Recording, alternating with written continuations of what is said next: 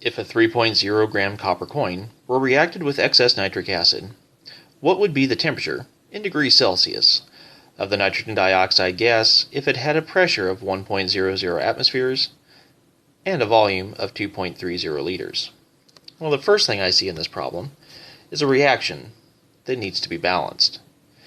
I have one copper on this side and one copper on that side, so those are balanced already.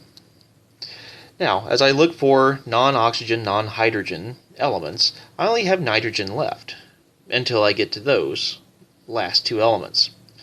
I have one nitrogen on the reactant side, but I have 2 plus 1. I have 3 nitrogens on the product side. Well, as I mentioned in class, one trick is that if you have an even and an odd, try to make both even.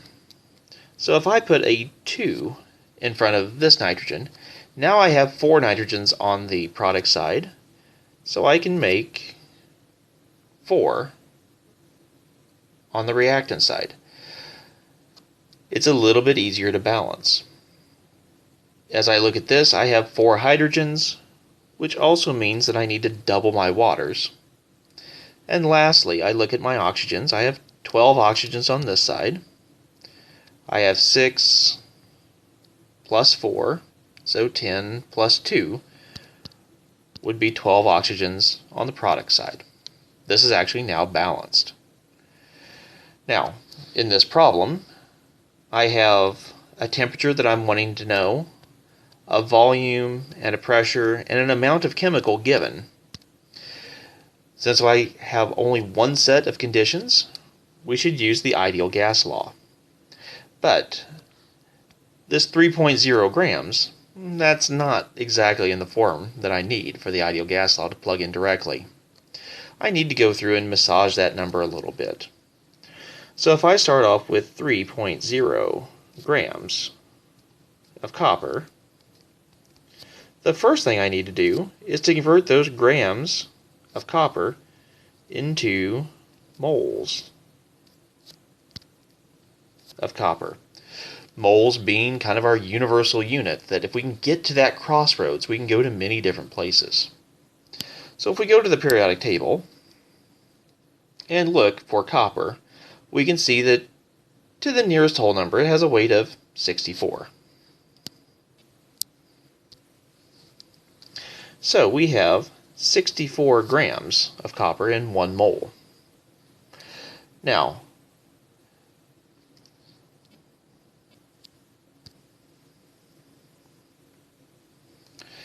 in this problem, we want to know the temperature of the nitrogen dioxide gas, not the copper.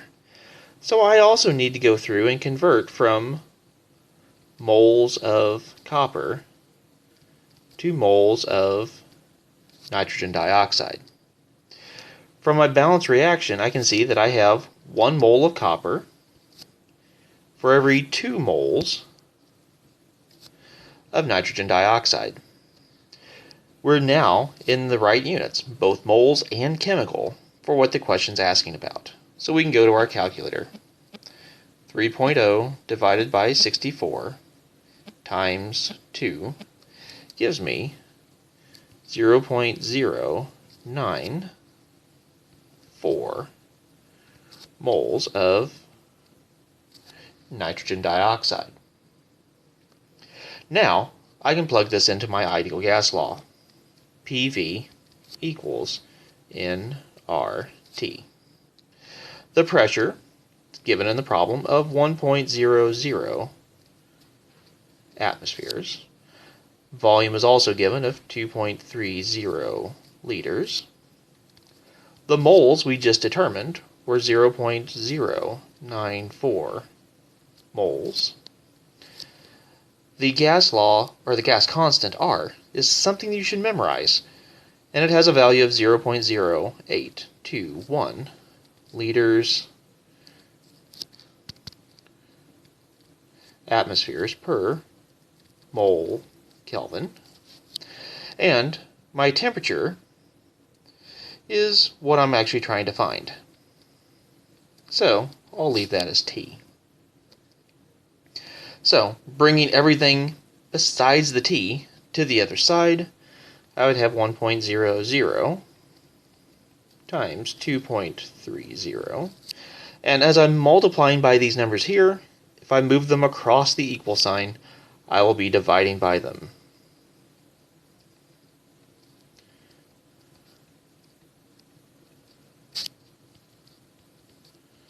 So if I simplify this, 1.00 times 2.30 divide by 0.094 divide by 0.0821, I come up with 298.027 ... But how many significant figures should we actually have in this particular measurement? Well, the pressure had 3, the volume had 3, but our moles only had 2. So we're going to round this to 300, where, since we know that this had to have 2 significant figures, we can say, the 3 and the first 0 were significant. If you can see the calculation that led to a number, you can tell very specifically how many significant figures it should have in it. We would only call this one significant figure if the number is just presented by itself without any supporting information or supporting knowledge of where it came from. But if we wanted to write this in an unambiguous way, we could also write it in scientific notation of 3.0 times 10 to the 2 Kelvin, which is very clear that has 2 significant figures in it. But the problem doesn't want it in Kelvin, it wants it in Celsius. So we need to convert it. Kelvin equals degrees Celsius plus 273, so 300 Kelvin equals degrees Celsius plus 273, or 300 minus 273. Again, knowing that the 300 only has 2 significant figures, 300 minus 273, this would be 30 degrees Celsius. Since we know the 300 only to the nearest tens of degrees, we can only know our final answer to the nearest tens of degrees because we're doing this via subtraction. Our rules change. It's not about total sig figs anymore. It's about where that last digit of uncertainty or certainty is in our number. So our final answer would be 30 degrees Celsius.